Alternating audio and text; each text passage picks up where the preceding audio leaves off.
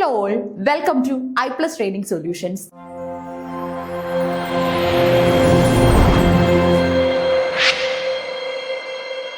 ഇന്നത്തെ ക്ലാസ്സിൽ നമ്മൾ ഡിസ്കസ് ചെയ്യാനായിട്ട് പോകുന്നത് ടെസ്റ്റ് ആൻഡ് ഇവാലുവേഷൻ എന്ന ടോപ്പിക്കാണ്. ഓക്കെ, അപ്പൊ ഏറ്റവും നല്ല രീതിയിൽ ക്ലാസ്സുകൾ എടുത്തു കഴിയുമ്പോൾ നമ്മൾ കുട്ടികൾക്ക് പരീക്ഷ നടത്താറുണ്ട് അല്ലെ? അപ്പൊ എങ്ങനെയൊക്കെ കുട്ടികൾക്ക് ടെസ്റ്റ് നടത്താം, എങ്ങനെയൊക്കെ അവരെ ഇവാലുവേറ്റ് ചെയ്യാം, ഈ കാര്യം വളരെ സിഗ്നിഫിക്കന്റ് ആണ് അല്ലെ? അതായത് നമ്മൾ പഠിപ്പിച്ച കാര്യങ്ങൾ കുട്ടികളിൽ എങ്ങനെ റിഫ്ലക്ട് ചെയ്തു എന്ന് നമ്മൾ തിരിച്ചറിയുന്നത് ഈ ഇവാലുവേഷൻ പ്രോസസ്സിലൂടെയാണ്. സോ അതിനെക്കുറിച്ച് നമുക്ക് ഡീറ്റെയിൽ ആയിട്ടൊന്ന് നോക്കി പോവാം. ഓക്കെ, നോക്കിക്കേ, ടെസ്റ്റ് ആൻഡ് ഇവാലുവേഷൻ ഇംഗ്ലീഷ് ലാംഗ്വേജിലൊക്കെ നമുക്ക് ഇത് എങ്ങനെ കണ്ടക്ട് ചെയ്യാനായിട്ട് സാധിക്കും നോക്കാം. Okay, testing and evaluation in English language teaching. English language ടീച്ചിങ്ങിനെ നമ്മൾ ELT എന്നാണ് പറയുന്നത്.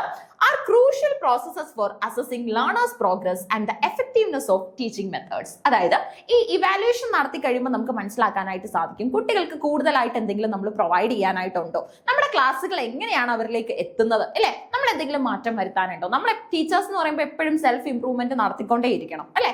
സോ എന്നാൽ മാത്രമേ കുട്ടികളിലേക്ക് നമുക്ക് അത് റിഫ്ലക്ട് ചെയ്തെടുക്കാനായിട്ട് സാധിക്കത്തുള്ളൂ. അപ്പൊ ടെസ്റ്റുകളിലൂടെയും എക്സാമുകളിലൂടെയാണ് നമുക്ക് അവരുടെ നിലവാരം മനസ്സിലാക്കാനായിട്ട് സാധിക്കുന്നത്. നമ്മൾ പഠിപ്പിക്കുന്ന കോൺസെപ്റ്റുകൾ എത്രത്തോളം അവരിൽ എത്തി എന്ന് നമുക്ക് തിരിച്ചറിയാൻ സാധിക്കുന്നതും അങ്ങനെ തന്നെയാണ്. ഓക്കെ, അപ്പൊ നോക്കിക്കേ, testing and evaluation in English language teaching ELT are crucial process four assessing learners progress and effectiveness of teaching methods. They help identify strengths and weakness, guide future learning and ensure accountability for both students and teachers. അപ്പോൾ ഒരു കുട്ടി പരീക്ഷ എഴുതുന്നു എന്ന് പറയുമ്പോൾ കുട്ടിയിൽ മാത്രമല്ല പരീക്ഷ നടക്കുന്നത് അല്ലെ, ടീച്ചറും കൂടെ ആണ് അവിടെ അസസ് ചെയ്യപ്പെടുന്നത്. അതെ, ആ ടീച്ചർ എങ്ങനെയുണ്ട്, ആ ടീച്ചർ പഠിപ്പിച്ച കാര്യങ്ങൾ കുട്ടികളിൽ എങ്ങനെ എത്തി, ഇതൊക്കെ മനസ്സിലാക്കാനായിട്ട് സാധിക്കുന്നതും എങ്ങനെ തന്നെയാണ് ഈ ഇവാലുവേഷനിലൂടെയാണ്. കുട്ടികളുടെ സ്കോറിലൂടെയാണ് നമുക്ക് അതും തിരിച്ചറിയാനായിട്ട് സാധിക്കുന്നത്. അപ്പൊ ടീച്ചർ അങ്ങോട്ട് കൊടുക്കുന്ന ഒരു ഇൻപുട്ട് ആണെങ്കിൽ പരീക്ഷയുടെ റിസൾട്ടിലൂടെ കുട്ടി തിരിച്ചു തരുന്നത് അവിടുത്തെ ഔട്ട്പുട്ട് ആണ്. ഓക്കെ, സോ നമുക്ക് പല രീതിയിൽ ടെസ്റ്റുകൾ നടത്താനായിട്ട് സാധിക്കും. Key aspects of testing and evaluation, ഇത് നടത്തേണ്ടതിന്റെ ആവശ്യം എന്താണെന്ന് ചോദിച്ചു കഴിഞ്ഞാൽ അസസ്മെന്റ് ഓഫ് ലേണിംഗ് നടത്താൻ പറ്റും.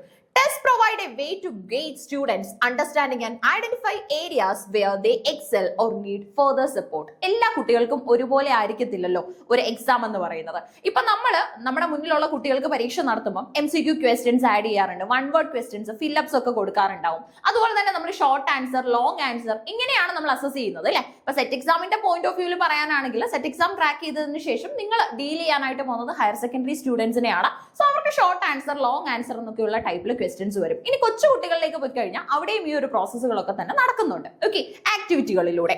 സോ അസസ്മെന്റ് ഓഫ് ലേണിംഗ് നമുക്ക് കിട്ടും. ഫീഡ്ബാക്ക് ആൻഡ് മോട്ടിവേഷൻ ആണ് അല്ലെ?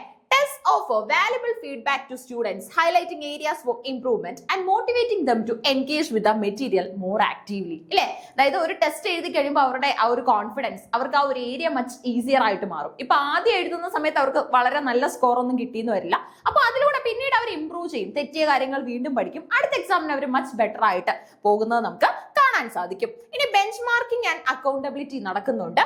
Tests establish benchmarks for performance, allowing teachers to track progress and evaluate the effectiveness of teaching strategies. അതായത് ഇങ്ങനെയുള്ള ടോപ്പിക്കുകൾ പൊതുവേ നമ്മൾ വിചാരിക്കും വളരെ ഈസി അല്ലേ, ടെസ്റ്റ് ഇവാലുവേഷൻ ഒക്കെ അല്ലേ, എനിക്കറിയാം ഓക്കെ എന്നുള്ള ഒരു പോയിന്റിൽ നിൽക്കും. പക്ഷെ ഇവിടെ ഈ പോയിന്റുകൾ സിഗ്നിഫിക്കന്റ് ആണ്. നമുക്ക് ചോദ്യം വന്നു കഴിഞ്ഞാൽ എന്താണെന്ന് വേർതിരിച്ച് എഴുതാനായിട്ട് സാധിക്കണം. അപ്പൊ അതുകൊണ്ട് വേണം ഈ ഒരു ടോപ്പിക്കുകൾ നമ്മൾ പഠിച്ച് മനസ്സിലാക്കണമെന്ന് പറയുന്നത്. ഓക്കെ, അപ്പൊ ശ്രദ്ധിച്ച് അസസ്മെന്റ് ഓഫ് ലേണിംഗ് നടത്താൻ പറ്റും, ഫീഡ്ബാക്ക് ആൻഡ് മോട്ടിവേഷൻ കിട്ടും, അതുപോലെ തന്നെ ബെഞ്ച് മാർക്കിങ്ങും അക്കൗണ്ടബിലിറ്റിയും ഒക്കെ അവിടെ നമുക്ക് നടക്കുന്നുണ്ട്.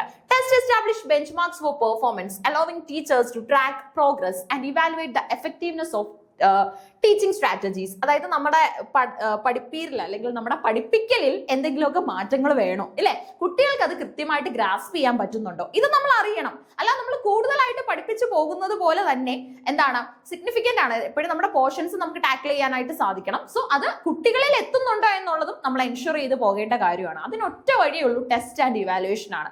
പിന്നെ എപ്പോഴും എഴുത്തു പരീക്ഷയിലൂടെ തന്നെ അത് നടത്തണം എന്നൊന്നുമില്ല. ഓറൽ സെഷൻസിലൂടെ, ഓറൽ റിവിഷൻസിലൂടെ ഒക്കെ തന്നെ നിങ്ങൾക്ക് നിങ്ങളുടെ മുന്നിലുള്ള കുട്ടിയെ ഇവാലുവേറ്റ് ചെയ്തെടുക്കാനായിട്ട് സാധിക്കും. പിന്നെ പോർട്ട്ഫോളിയോസും അതുപോലെ തന്നെ അനക്ഡോട്ടൽ റെക്കോർഡുകളും ഒക്കെ ഇതിനുള്ള പ്രൂഫുകളായിട്ട് എക്സിസ്റ്റ് ചെയ്യുകയും ചെയ്യും. ഓക്കെ, ഇനി നമുക്ക് ഗോൾ സെറ്റിംഗ് ഉണ്ട്.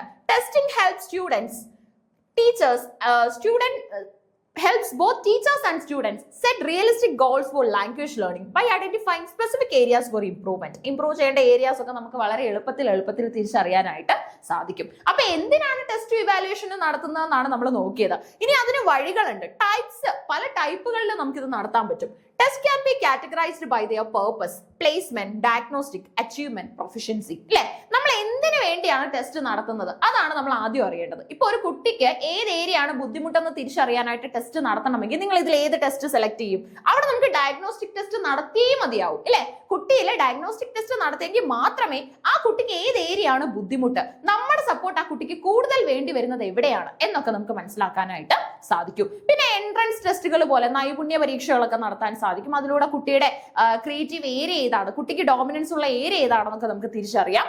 ഇനി അതുപോലെ തന്നെ നമുക്ക് example grammar exercise, reading comprehension, performance based പരീക്ഷകളൊക്കെ നമുക്ക് നടത്താം. അപ്പം ടൈപ്സ് ഓഫ് ടെസ്റ്റിൽ നമുക്ക് ഡീൽ ചെയ്യാം ഏത് വേണോന്ന്, പ്ലേസ്മെന്റ് ആണോ, ഡയഗ്നോസ്റ്റിക് ആണോ, അച്ചീവ്മെന്റ് ആണോ, പ്രൊഫഷൻസി ആണോ എന്ന് തീരുമാനിക്കാം. പിന്നെ ടെസ്റ്റുകൾ നമുക്ക് ഒന്ന് ഫോർമേറ്റീവ് വേഴ്സസ് സമ്മേറ്റീവ് എന്നുള്ള ടേംസിൽ നടത്താൻ പറ്റും. ഫോർമേറ്റീവ് അസസ്മെന്റ് എന്ന് പറഞ്ഞാൽ ongoing focuses on providing feedback and improving learning, while summative assessment end of term evaluates overall achievement, notes the university of York. Okay, അതായത് ഇവിടെ നമ്മൾ ഈ ഫോർമേറ്റീവ് ആൻഡ് സമ്മേറ്റീവിനകത്തിൽ കാണുന്നത് എന്താണെന്ന് വെച്ച് കഴിഞ്ഞാൽ ആക്ച്വലി അവിടെ നമ്മൾ മനസ്സിലാക്കുന്നത് ഫോർമേറ്റീവ് എന്ന് പറഞ്ഞാൽ നമുക്ക് എപ്പോഴും നടത്താം. അതായത് കുട്ടികളെ ഇംപ്രൂവ് ചെയ്യിക്കാനായിട്ട് എപ്പോഴും നമുക്ക് ക്ലാസ്സിൽ ടെസ്റ്റ് ഒക്കെ നടത്താം, ഓറൽ ടെസ്റ്റുകൾ നടത്താം, യൂണിറ്റ് ടെസ്റ്റുകൾ നടത്താം. ഇതൊക്കെ ഫോർമേറ്റീവ് ആണ്. അതായത് നമ്മുടെ ഓണ പരീക്ഷ അല്ലെങ്കിൽ ക്രിസ്മസ് പരീക്ഷ എന്ന് പറഞ്ഞ് നമ്മൾ ടാർഗറ്റ് ചെയ്ത് വെക്കുന്ന ഒരു എക്സാം ഉണ്ടല്ലോ, സോ അതിലേക്കുള്ള ഒരു പ്രിപ്പറേഷൻ ആണ്. ഇനി അതുപോലെ തന്നെ നമ്മുടെ സമ്മേറ്റീവ് പരീക്ഷ നമ്മൾ എപ്പോഴാണ് നടത്തുന്നത്? ആനുവൽ എക്സാം, ഫൈനൽ എക്സാം എന്നൊക്കെയുള്ള പല പേരുകളിൽ, അല്ലെ, SA1, SA2 എന്നൊക്കെയുള്ള പല പേരുകളിൽ അറിയപ്പെടുന്ന പരീക്ഷയാണ് ഈ സമ്മേറ്റീവ് എക്സാം എന്ന് പറയുന്നത്. ഓക്കെ, അപ്പൊ which one is the bigger exam? അത് സമ്മേറ്റീവ് ആണ്. സമ്മേറ്റീവിലേക്കുള്ള ഒരു യാത്രയാണ് ശരിക്കും ഫോർമേറ്റീവ്. സമ്മേറ്റീവ് എഴുതുന്നിടം വരെ കുട്ടികൾക്ക് ഇങ്ങനെ ഇംപ്രൂവ്മെന്റ് നമുക്ക് ഫോർമേറ്റീവിലൂടെ കൊടുക്കാനായിട്ട് സാധിക്കും. ഓരോ ഫോർമേറ്റീവിന് ശേഷവും ടീച്ചർ, അധ്യാപകൻ അല്ലെങ്കിൽ അധ്യാപിക കുട്ടിയെ കൂടുതലായിട്ട് മനസ്സിലാക്കുന്നുണ്ട്. ഓക്കെ, അപ്പം ഇനി നമുക്ക് ഇൻഫോർമൽ, ഫോർമൽ അസസ്മെന്റ് നടത്താം. Informal assessments like classroom discussions and activities can be valuable for building rapport and assessing skills in a less stressful environment. ഇന്നത്തെ കാലത്ത് കുട്ടികൾക്ക് എല്ലാ ഇൻഫർമേഷൻസും ഈസിലി അവൈലബിൾ ആണ് ഇന്റർനെറ്റിലൂടെ തന്നെ, അല്ലെ? അപ്പൊ ഒരു ടീച്ചറിന്റെ ആവശ്യം എന്താണ് എന്ന് ചോദിച്ചു കഴിഞ്ഞാൽ കൃത്യമായ റാപ്പോ ക്രിയേറ്റ് ചെയ്ത് കുട്ടികളിലേക്ക് എത്തുക, അതൊരു ടീച്ചർ ശരിക്കും ക്ലാസ്സിൽ ചെയ്തെടുക്കേണ്ട ഒരു കാര്യമാണ്, ഇല്ലേ? ഇൻഫർമേഷൻ കിട്ടാനായിട്ട് ഇന്ന് പ്രത്യേകിച്ച് ബുദ്ധിമുട്ടൊന്നുമില്ല. സോ അവിടെ ഒരു ടീച്ചർക്ക് ഒരു റോൾ ഉണ്ടെങ്കിൽ അത് ഈ റാപ്പോ ഒക്കെ ക്രിയേറ്റ് ചെയ്ത് കുട്ടികളുടെ ഒരു പൊട്ടൻഷ്യൽ ബൂസ്റ്റ് ചെയ്യുന്ന രീതിയിൽ മാറ്റാനായിട്ട്, അല്ലെങ്കിൽ ആ ഒരു തരത്തിലേക്കാണ് നമുക്ക് ആവശ്യമായിട്ടുള്ളത്. ഓക്കെ, ഇനി കണ്ടിന്യൂസ് അസസ്മെന്റ് നടത്താം. Portfolio based assessment or online platforms can track progress over time and provide motivational feedback. ഇന്ന് പല സ്കൂളുകളും കോളേജുകളും ഒക്കെ ചെയ്യുന്ന കാര്യമാണ്, അല്ലെ? ഓൺലൈൻ ആയിട്ട് ഒരു 10 ചോദ്യങ്ങൾ നമ്മൾ ഗൂഗിൾ ഷീറ്റിലൊക്കെ തന്നെ കൊടുക്കാറുണ്ട്, അല്ലെങ്കിൽ ഗൂഗിൾ ഫോമിലൊക്കെ കൊടുക്കും. എന്നിട്ട് അവർ അവരുടെ ഓപ്ഷൻസ് ഒക്കെ അവിടെ നോട്ട് ചെയ്ത് പോകും. ഓക്കെ, ഇനി അതുപോലെ തന്നെ importance of validity and reliability ഉണ്ട്. Tests should be designed to accurately measure what they intend to assess and produce consistent result. അതായത് ഒരു പരീക്ഷ എഴുതുമ്പോൾ അത് വാലിഡ് ആയിരിക്കണം, റിലയബിൾ ആയിരിക്കണം. ഒരിക്കലും പാർഷ്വാലിറ്റി പോലെയുള്ള ടേംസ് അവിടെ വരാൻ പാടില്ല, അല്ലെ? ഒരു പരീക്ഷയുടെ ചോദ്യം എന്ന് പറയുമ്പോൾ അത്രയും നിർണായകമായ കാര്യമാണ്. കുട്ടി പഠിച്ചിട്ട് ഈ പരീക്ഷയുടെ ചോദ്യം അറ്റൻഡ് ചെയ്യാൻ വേണ്ടിയാണ് വരുന്നത്. സോ ആ ഒരു സാധ്യത അല്ലെങ്കിൽ ആ ഒരു നിലവാരം നമ്മൾ അവിടെ പ്രൊവൈഡ് ചെയ്യാനായിട്ട് ശ്രമിക്കണം. പിന്നെ ഇമ്പാക്ട് ഓഫ് ടെസ്റ്റിംഗ് എന്ന് പറഞ്ഞാൽ testing can have significant impact on student motivation and learning as well as on teaching practice. നമ്മുടെ ടീച്ചിങ് പ്രാക്ടീസ് ഒക്കെ വേണമെങ്കിൽ നമുക്ക് മാറ്റാം, കുറച്ചുകൂടെ കുട്ടികൾക്ക് യൂസ്ഫുൾ ആയിട്ടുള്ള രീതിയിൽ നമുക്ക് സെൽഫ് ഇംപ്രൂവ് ഒക്കെ ചെയ്യാം. ഇവാലുവേഷൻ ഓഫ് ടീച്ചിങ് മെത്തേഡ്സ് എന്ന് പറഞ്ഞാൽ test can help teachers evaluate the effectiveness of their teaching materials and methods. Okay, അതായത് ഒരു കുട്ടി പരീക്ഷ എഴുതുന്നു എന്ന് പറയുമ്പോൾ എപ്പോഴും നമ്മൾ ഓർക്കേണ്ടത് കുട്ടി മാത്രമല്ല അവിടെ പരീക്ഷിക്കപ്പെടുന്നത്, അല്ലെ? കുട്ടി പഠിച്ച കാര്യങ്ങൾ മാത്രമല്ല അവിടെ നോട്ട് ചെയ്യപ്പെടുന്നത്, ടീച്ചർ എന്ത് പഠിപ്പിച്ചു അല്ലെങ്കിൽ ടീച്ചറും കൂടെയാണ് അവിടെ ആ ഒരു എക്സാമിനേഷന് വിധേയമായിട്ട് മാറുന്നത്. Okay, in essence testing and evaluation are integral parts of English language learning process, providing valuable insights into students' progress and informing effective teaching strategies. ഏറ്റവും നല്ല സ്ട്രാറ്റജീസ് ഒക്കെ അഡോപ്റ്റ് ചെയ്ത് ഏറ്റവും നല്ല ഒരു ഫ്യൂച്ചർ ബിൽഡേഴ്സിനെ നമുക്ക് ക്ലാസ് റൂമുകളിൽ തന്നെ പ്രൊവൈഡ് ചെയ്യാനായിട്ട് സാധിക്കും. ഓക്കെ, അപ്പൊ ടെസ്റ്റും ഇവാലുവേഷനും പഠിപ്പിച്ച് കഴിഞ്ഞു കഴിഞ്ഞാൽ നമുക്ക് ഏറ്റവും ആവശ്യമായിട്ട് വരുന്ന 2 കാര്യങ്ങളാണ് ടെസ്റ്റും ഇവാലുവേഷനും. അത് ഇന്നത്തെ നമ്മുടെ കറന്റ് സെനോറിയോയ്ക്ക് മാച്ച് ചെയ്യുന്ന രീതിയിൽ നമുക്ക് ഡിസൈൻ ചെയ്ത് ഏറ്റവും എഫക്റ്റീവ് ആക്കാനായിട്ട് സാധിക്കും. കോൺസെപ്റ്റ് ക്ലിയർ ആയെന്ന് വിശ്വസിക്കുന്നു. Thank you.